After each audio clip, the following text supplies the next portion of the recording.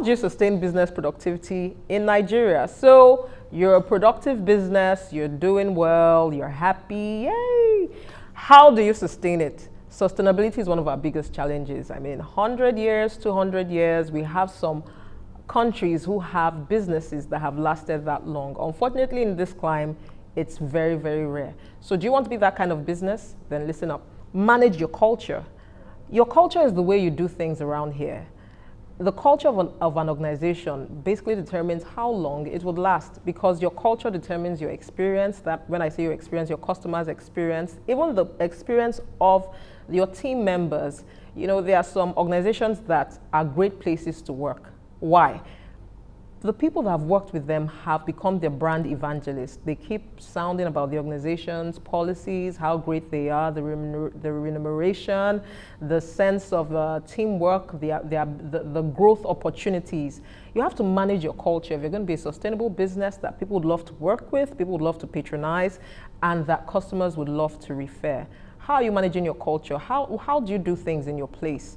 Are you thinking about such things? It's important that you do. Number two, manage your customer experience. Your customer experience is one of your greatest differentiating factors. Like I said earlier, if you're in a business that really has the same kind of product offering, service offering with so many. For example, I was talking to someone and she said, what I want to do, everybody's doing it. These days, everybody sells rice.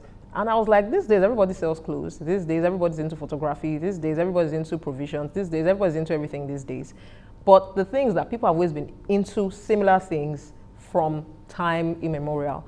What happens with you is that you should have found, you know, an opportunity in the marketplace to differentiate on the customer's experience. For example, when growing up, we were used to watching television, you know, at 4 o'clock.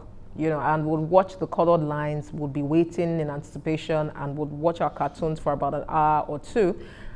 But I found that Clapperboard Studios came aboard, and there were some other TV stations that came on, and we watched TV for like 12 hours, and then 24-hour television came up. So someone had differentiated not on the service offering, but on the customer experience. How? By elongating the operational hours, stretching the operational hours. So if you are a restaurateur and you are offering services, you know, like everybody else in the environment, what if you say, okay, I want to cater to people who come back late from work? What if I want to differentiate on my hours? And they say, okay, I can trust this person to be open at this time so I can get a late dinner. You know, just find ways to differentiate on customer experience. You look at places I think it's the Domino's people now, or one of these brands, the ice cream brand that shares the franchise with Domino's. And one of the things they do is that they sing.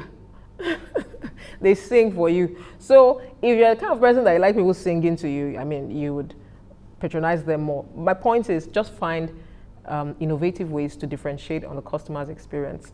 Number three, manage your systems and processes. Some of us become lax with our systems and processes, so you don't manage the transitions between one staff member to another. What happens is that when you change your members of staff, the quality of service might drop. So always ensure that your systems and processes are managed, their routines are documented, so that people are able to offer the same quality of service, even if the hands have changed. You keep getting, your customers are assured of the same quality of experience. One of the things you can do is to understudy franchises. Franchises have this really, they have a good grip of this. You can look at McDonald's, you know, globally, and you know that if you go to McDonald's in China and McDonald's in America, you can be sure that you'd get the same quality of products. That's because they've managed their systems and their processes. Finally, constantly monitor and evaluate your goals. You can set goals, but some of the issues you might have with them is when you delegate to your subordinates. You know, you don't just hand over a goal to someone and say, try to achieve this goal. You have to review and revise. How are you doing with this goal? Are you having challenges with this goal? Would you need me to increase the timeline?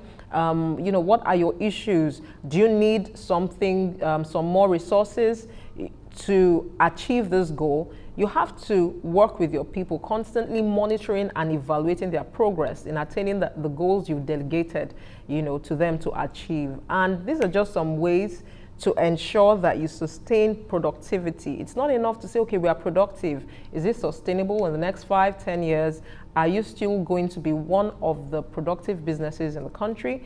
If you look at these things, you can be sure that you'd be on your way to being a sustainable business.